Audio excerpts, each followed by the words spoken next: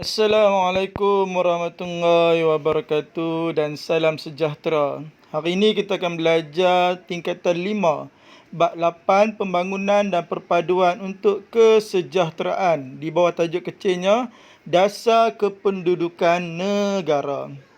Sebelum cikgu nak mengajar, cikgu nak minta semua guru dan pelajar-pelajar untuk subscribe video cikgu ni agar cikgu boleh menambah lagi tajuk-tajuk yang lain. Baiklah, di bawah dasar pembangunan ekonomi, ada 6 perkara yang akan dipelajari. Yang pertama, dasar pertanian negara. Yang kedua, dasar pensyarikatan Malaysia. Yang ketiga, dasar penswastaan. Yang keempat, dasar hala tuju cara baru. Yang kelima, dasar peningkatan daya pengeluaran negara. Dan yang keenam, dasar kependudukan negara. Hari ini cikgu akan menyentuh dengan lebih lanjut lagi tajuk yang terakhir, iaitu dasar kependudukan negara. Di bawah dasar kependudukan negara, ada 4 perkara yang akan dipelajari. Yang pertama, latar belakang dasar kependudukan negara. Yang kedua, matlamat dasar kependudukan negara. Yang ketiga, strategi atau langkah kerajaan mencapai dasar kependudukan negara. Yang keempat, cabaran mencapai matlamat dasar kependudukan negara. Baiklah, kita lihat yang pertama dahulu, iaitu latar belakang dasar kependudukan negara. Dasar kependudukan negara dikemukakan oleh Perdana Menteri Malaysia, iaitu Datuk Seri Dr. Mahathir Mohamad pada 29 Mac 1984. Bila dikemukakan? 29 Mac 1984. Okey, matlamat dasar kependudukan negara. Matlamat utama dia yang paling penting sekali adalah mencapai sasaran 70 juta orang penduduk menjelang tahun 2100. Matlamat utamanya nak mencapai berapa juta orang penduduk? 70 juta orang penduduk menjelang tahun 2100. Selain itu, matlamat yang lain adalah bekalan tenaga kerja mencukupi untuk pembangunan negara atau tidak perlu bergantung kepada tenaga kerja asing, meningkatkan produktiviti negara ataupun daya pengeluaran negara, meningkatkan pasaran tempatan dalam negeri, menjamin kekuatan politik dan menjamin keselamatan negara. Jadi apa matlamat utama dasar kependudukan negara? Mencapai sasaran 70 juta orang penduduk pada tahun 2100. Okey, kita lihat strategi atau langkah kerajaan untuk mencapai dasar kependudukan negara. Ada 7 strategi yang utama. Yang pertama, peranan Kementerian Kesihatan, iaitu mempertingkatkan strategi bagi mengurangkan kadar kematian penduduk dan menambah kadar kelahiran penduduk. Nak bagi penduduk ramai, kena tambah kadar kelahiran dan mengurangkan kadar kematian. Itu peranan siapa? Peranan Kementerian Kesihatan. Yang kedua, peranan Kementerian Pendidikan, membuat unjuran bagi melihat keperluan bilangan sekolah ataupun pasaran kerja guru. Kementerian Pendidikan pula peranannya adalah untuk menambah bilangan sekolah. Bila ada penambahan bilangan sekolah, bermaksud kena tambah bilangan guru. Yang ketiga adalah peranan media massa, mempromosikan rancangan dan program menggalakkan peningkatan jumlah penduduk dan juga mempamerkan kempen bagi menjayakan dasar kependudukan negara. Peranan media massa ni mengadakan kempen dan juga promosi. Okey, yang keempat, peranan Lembaga Kependudukan dan Pembangunan Keluarga Negara, iaitu LPPKN, Lembaga Kependudukan dan Pembangunan Keluarga Negara, LPPKN, memberi perkhidmatan perancangan keluarga dan menggalakkan penyelidikan bidang biomedik bagi membantu meningkatkan kadar kelahiran dia. Jadi peranan Lembaga Kependudukan dan Pembangunan Keluarga Negara ini membuat penyelidikan untuk meningkatkan kadar kelahiran dan juga memberi perkhidmatan perancangan keluarga.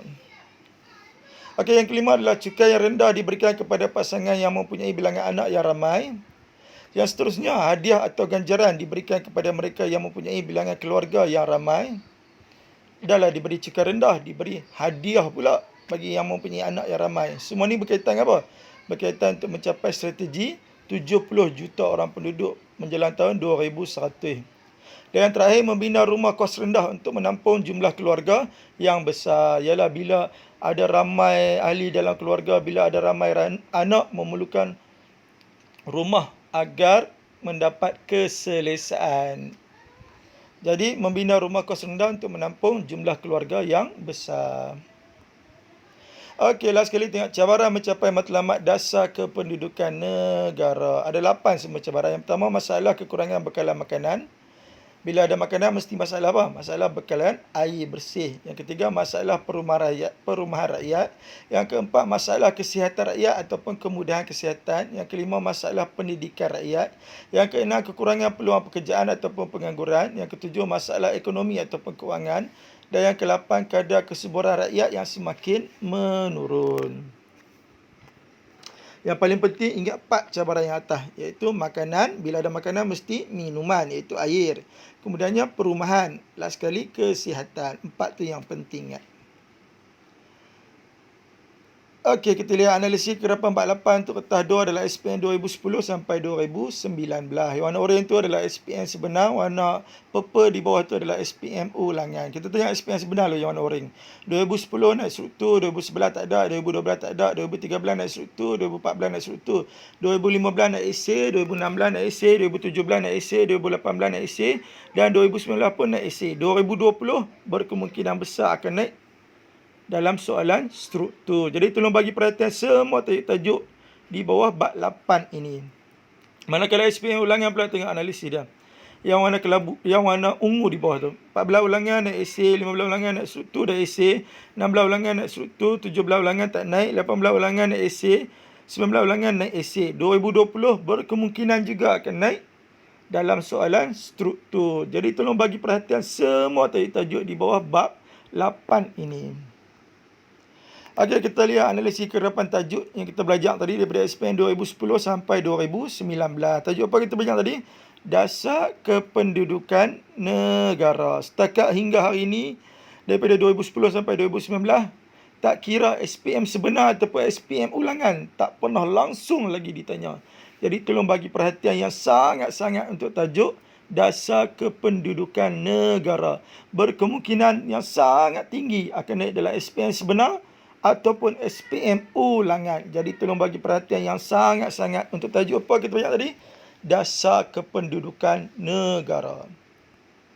Baiklah, kita lihat contoh soalan esei. Markahnya 488. Okey, kita lihat soalan A dahulu. Soalan A ditanya, nyatakan langkah kerajaan untuk mencapai matlamat 70 juta orang penduduk menjelang tahun 2100. Apa kena soalan? Langkah kerajaan. Okey, kita lihat. Untuk jawab soalan esei, wajib kena ada pembuka. Jadi ambil balik pembuka kat soalan. Langkah kerajaan untuk mencapai matlamat 70 juta orang penduduk menjelang tahun 2100 ialah peranan Kementerian Kesihatan, iaitu mempertingkatkan strategi bagi mengurangkan kadar kemiskinan dan menambah kadar kelahiran penduduk. Penanda wacana apa cikgu ajak? Guna number. Ingatlah, sebelum masuk isi yang kedua, kena guna penanda wacana. Penanda wacana yang cikgu ajak selalu guna apa? Guna number. Jadi langkah kedua ialah peranan Kementerian Pendidikan, iaitu membuat unjuran bagi melihat keperluan bilangan sekolah ataupun pasaran kerja guru. Lepas langkah kedua, langkah ketiga ialah peranan media massa dalam mempromosikan rancangan dan program menggalakkan peningkatan jumlah penduduk serta mempamerkan kempen bagi menjayakan dasar kependudukan negara ini. Lepas langkah ketiga, langkah keempat ialah peranan Lembaga Kependudukan dan Pembangunan Keluarga Negara ataupun LPPKN dalam memberi perkhidmatan perancangan keluarga dan menggalakkan penyelidikan dalam bidang biomedik bagi membantu meningkatkan kadar kelahiran penduduk. Okey, seterusnya tengok soalan B. Terangkan apakah cabaran yang harus dihadapi oleh negara untuk mencapai matlamat dasar kependudukan negara. Apakah anda soalan? Cabaran mencapai matlamat dasar kependudukan negara. Ingat tadi cabaran ataupun masalah kita pelajari ada 8. Masalah utama ataupun cabaran utama 4 saja yang penting. Yang pertama apa? Makanan. Yang kedua minuman. Yang ketiga tempat tinggal. Dan yang keempat kesihatan. 4 tu yang penting. Okey. Jadi ambil balik pembuka kat soalan. Cabaran yang harus dihadapi oleh negara kita untuk mencapai matlamat dasar kependudukan negara ialah kekurangan bekalan makanan akibat tanah di dalam negara tidak digunakan sepenuhnya dalam bidang pertanian sehingga memaksa kerajaan untuk mengimport bekalan makanan dari negara luar. Contohnya mengimport beras dari negara Thailand. Makanan. Yang kedua, minuman, iaitu air. Cabaran yang kedua ialah masalah bekalan air bersih. Hal ini disebabkan oleh sikap masyarakat yang selalu membuang sampah ke dalam sungai ataupun empangan sehingga menjejaskan kebersihan air yang bersih. Lepas ayat, tempat tinggal. Cabaran yang ketiga ialah masalah tempat tinggal ataupun perumahan rakyat. Hari ini kerana ramai masyarakat yang menjadi golongan gelandangan terutama di bandar-bandar utama. Dan last sekali masalah kesihatan. Cabaran yang keempat ataupun cabaran yang terakhir ialah masalah kesihatan rakyat. Hari ini disebabkan oleh kekurangan kemudahan di hospital, kerajaan dan swasta di dalam negara. Okey, last sekali tengok soalan C. Bagaimanakah cara menghadapi cabaran di soalan 1B tadi? Berapa cabaran tadi yang cikgu suruh ingat? 4 cabaran. Makanan, minuman iaitu air bersih, perumahan dan last sekali kesihatan. Okey, ambil balik pembuka kat soalan. Cara menghadapi cabaran kekurangan bekalan makanan ialah dengan meningkatkan bidang tanaman makanan negara. Contohnya, kerajaan melancarkan dasar agro makanan negara iaitu DAN. Dasar agro makanan negara.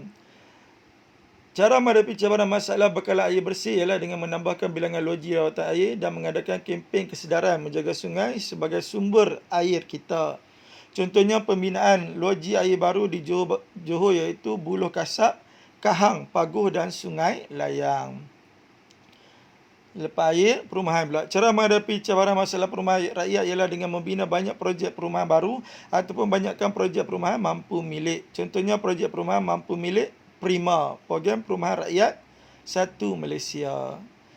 Lepas rumah, kesihatan. Cara menghadapi cabaran masalah kesihatan rakyat ialah dengan menambahkan kemudahan di hospital dan menambah bilangan doktor. Contohnya meningkatkan belanjawan untuk kesihatan seperti dalam belanjawan 2017. 25 bilion diperuntukkan untuk kesihatan ataupun membina hospital.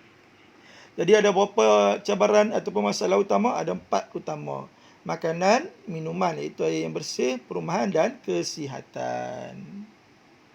Baiklah, last sekali cikgu nak mewawarkan satu berita gembira kepada pelajar yang ambil SPM pada tahun 2020 ini berserta dengan ambil SPM ulangan pada tahun 2020 ni, iaitu buku poket formula tingkatan 4 dan buku poket formula tingkatan 5. Di dalamnya mengandungi tajuk-tajuk sport mengikut bab-bab. Sebagaimana kita ketahui, setiap bab mempunyai tajuk-tajuk sport dia masing-masing.